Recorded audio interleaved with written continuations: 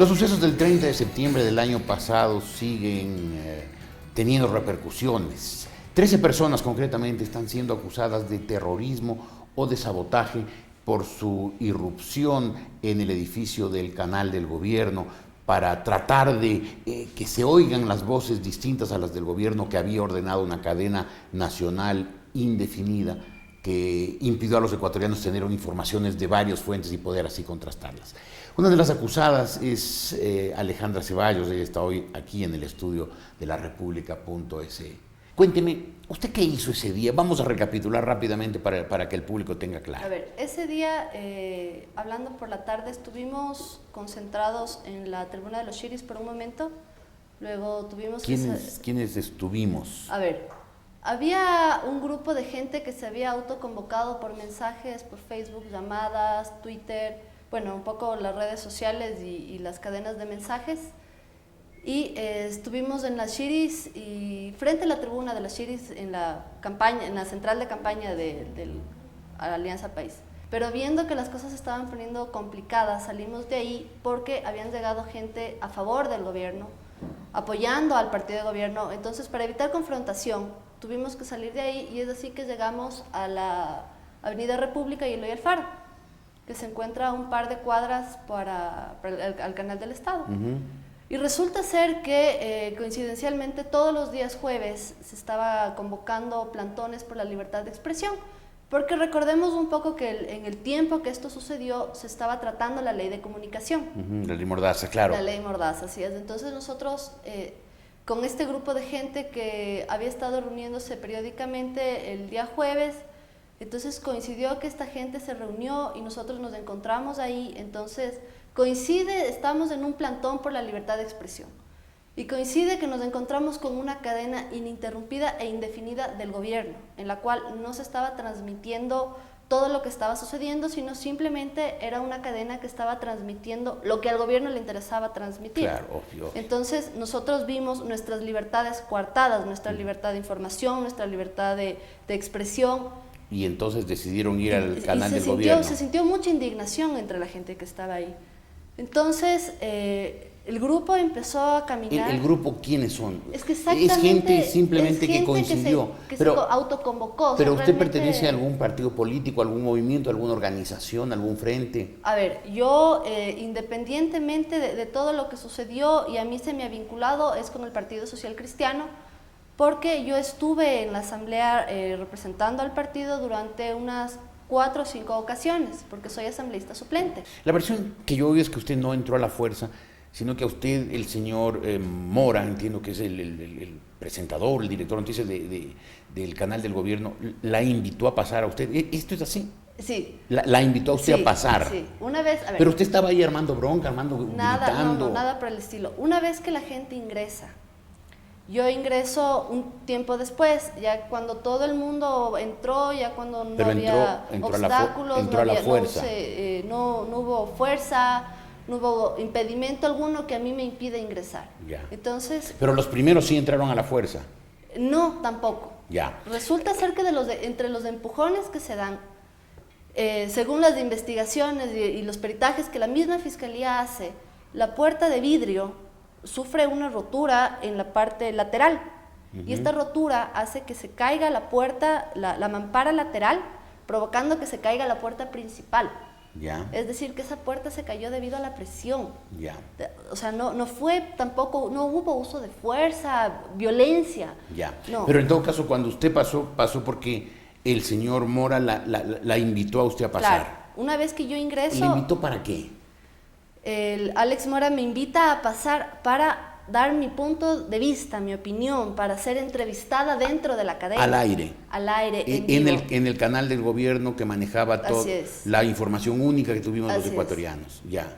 Usted pasó. Yo ingreso invitada por Alex Mora y como él mismo dice en su versión de la fiscalía, y cosa que yo reconozco y admiro mucho, que Alex Mora se aportó como un caballero y admitió en la fiscalía, en sus versiones, que él invitó a ingresar a las 3 mujeres que fuimos, una doctora de Proaño, María Graciela Crespo y yo, fuimos las invitadas a pasar, Y entonces, ¿dónde está el sabotaje? ¿En qué momento supuestamente usted cometió No, sabotaje? no existe sabotaje. El tipo penal está mal aplicado. O sea, hay un uso desmedido o desproporcionado entre lo que sucedió y la aplicación de la ley penal. ¿Usted ese día supo de oyó, participó, tuvo algo que ver o por lo menos supo que había algún intento de golpe de Estado? Para nada. ¿Algún intento de matarlo al presidente? Absoluto. Yo, como Correa? dije ese mismo día en la cadena, mi llamado era un llamado a la paz, mi llamado era un llamado al señor presidente al diálogo, a que el señor presidente escuche y que deje de vetar las leyes y de romper los acuerdos que se llegan a la Asamblea, porque recordemos que fue un tiempo en el que se pasaron muchas leyes a través del veto presidencial, rompiendo los acuerdos que se habían llegado en la Asamblea durante los meses de trabajo. Entonces, mi llamado fue ese, fue un llamado al que nos escuchen, a que la oposición también existe, O sea, usted no y que para trataba construir de- en democracia hay que escuchar también a la otra parte. Claro.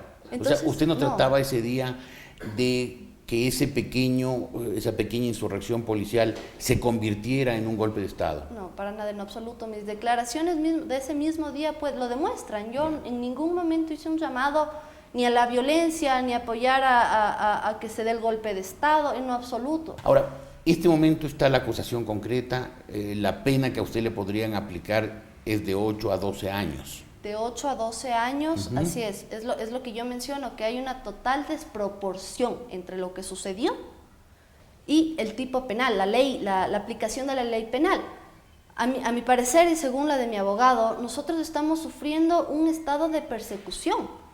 ¿Cómo es posible que nosotros sigamos viviendo prácticamente en tiempos de inquisición, donde ahora uno ya no es capaz de salir a un medio de comunicación a opinar libremente en contra del gobierno sin que uno reciba una repercusión penal? Es decir, que si a uno se atreve a dar la cara y decir, bueno señores, yo aquí estoy, como a mí me sucedió ese día.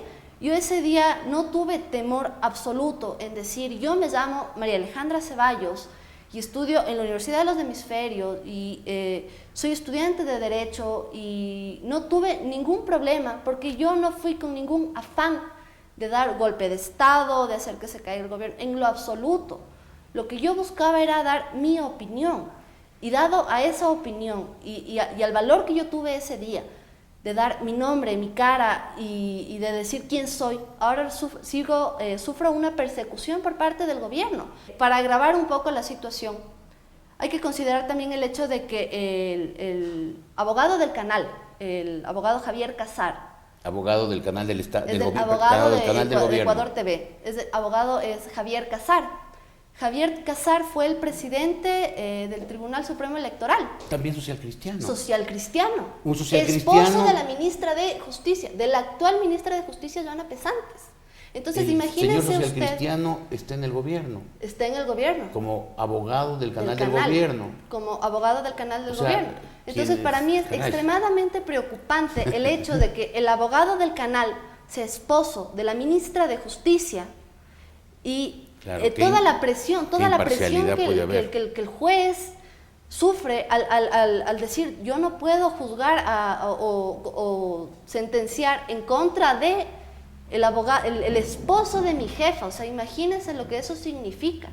Y realmente eso nos saca a nosotros un poco del debido proceso, de la imparcialidad de la justicia. O sea, nosotros realmente estamos sufriendo una persecución, utilizando toda la fuerza de la fiscalía, utilizando toda la fuerza del aparataje judicial, toda la fuerza del gobierno, del ejecutivo, del poder judicial. O sea, realmente nosotros estamos siendo perseguidos y de una manera cruel, porque ni siquiera estamos en posibilidad de defendernos en equidad de condiciones. Algo más, María Alejandra, tengo entendido que el presidente el sábado dijo que si ustedes ya eran condenados, él, magnánimo, estaría dispuesto a darles un indulto si es que ustedes se disculpaban. ¿Qué le parece? Bueno, el problema del ofrecimiento que nos hace el presidente radica en que él pide que seamos sancionados. Y eso implicaría que para uno pedir disculpas tendría que aceptar la sanción. Y yo no creo que ninguno de nosotros esté dispuesto a aceptar disculparse por algo que no he hecho. Al menos de mi parte, yo te puedo asegurar que yo no pienso aceptar culpabilidad alguna, porque yo no he hecho absolutamente nada sino sentarme a dar una entrevista invitada por el director de noticias Yo creo que no pienso aceptar la culpa, no pienso pedir disculpas por algo que no he hecho. En todo caso, yo creo que yo me disculparía si es que en algún momento tuve una actitud ofensiva, pero o que le haya lastimado personalmente a la persona. ¿En esa entrevista usted dijo alguna cosa dura, agria, desagradable? En ningún momento. Simplemente dio su opinión. Yo esa entrevista, es más, yo lo único que hice fue pedirle al señor presidente que escuche a la oposición, que escuche a la contraparte, que nos escuche a los demás que no formamos parte del gobierno, porque en democracia se trabaja en conjunto para tratar de lograr las mejores leyes. El presidente, el momento que dice, si ya los condenan, yo los indulto, más o menos le está dando la pauta al juez. Condénenlos nomás, no se preocupe, aunque no haya motivo, condénenlos nomás, porque yo los voy a indultar. Entonces el juez puede descargar su conciencia diciendo, los van a indultar, entonces yo puedo condenarlos a ser inocentes. Lo cual significaría que si usted no se disculpa, puede ir a la cárcel. Así es. Si es que yo no... Exacto. Aún así no se disculpa. Exacto. Aún así yo no me disculpo porque no pienso aceptar un delito que no he cometido. No tengo por qué aceptar una culpa que no existe. Entonces, aún a pesar de las consecuencias que esto acarrearía, que sería una condena de 8 a 12 años de prisión, yo creo que por encima de todo, como el mismo señor presidente ha dicho, está la dignidad de la persona. Y yo no pienso disculparme por algo que no he cometido. No pienso aceptar una culpa que no tengo. ¿Se siente usted ya condenada? Yo sí creo que va a ser muy difícil para los jueces poder resolver imparcialmente. Es decir, ¿usted siente que el juicio al que está usted siendo sometida no será fallado en derecho, sino en política? Por supuesto. Yo realmente creo que el nuestro es un juicio político, que no se trata de derechos. Yo creo que, de hecho, nuestro juicio tiene ya de por sí varias nulidades que se ha solicitado al juez que tome en consideración, y ni aún así lo ha hecho. O sea, ¿usted ya se siente en la cárcel? Yo sí creo que prácticamente estamos jugando a perder. ¿Usted irá a la cárcel si la condenan o? Bueno, yo de hecho, la verdad vamos a tratar de aplicar todos los recursos judiciales posibles.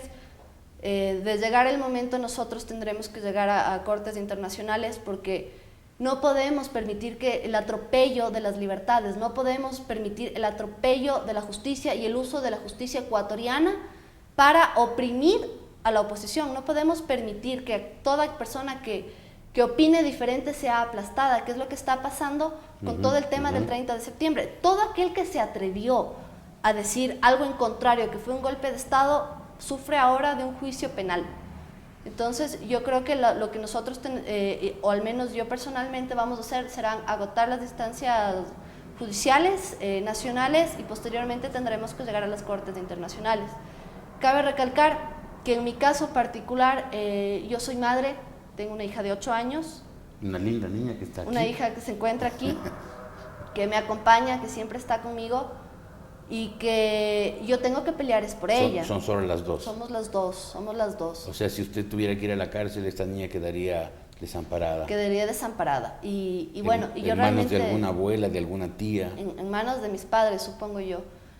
Y bueno, yo realmente creo que esta es una lucha de la cual me ha tocado apersonarme, porque yo creo que el mayor legado que uno les puede dejar a los hijos es la lucha por sus ideales. Claro. Entonces, por la libertad, por la primero justicia, que nada. por la libertad, por los derechos, por lo que es justo. Claro. Entonces yo creo que parte de la educación que yo le estoy dejando a mi hija es enseñarle a ella a siempre levantar la voz en contra de lo injusto. Entonces yo creo que ese es mi deber como madre, como ciudadana, como persona. Claro, sin duda. El levantar la voz en contra de lo injusto. Y yo creo que este es el momento de denunciar públicamente que nosotros estamos siendo víctimas de una persecución por parte del Estado, por parte del gobierno, debido a la falta de transparencia y debido a la falta de independencia que existe dentro de la función judicial. Así es. María Alejandra, muchas gracias. Jorge, te Para agradezco. que todo salga bien. Muchísimas gracias. María Alejandra Ceballos, acusada de sabotaje, un delito por el cual podría ser condenada hasta 12 años de cárcel. Ella dijo Estamos viviendo en tiempos de Inquisición. Y lo triste es que ya todos sabemos quién es el Torquemada de la actual Inquisición, el que impide que quien opina distinto a él pueda levantar su voz. Todos tenemos que estar callados, silenciosos y alineados. Esos son los tiempos.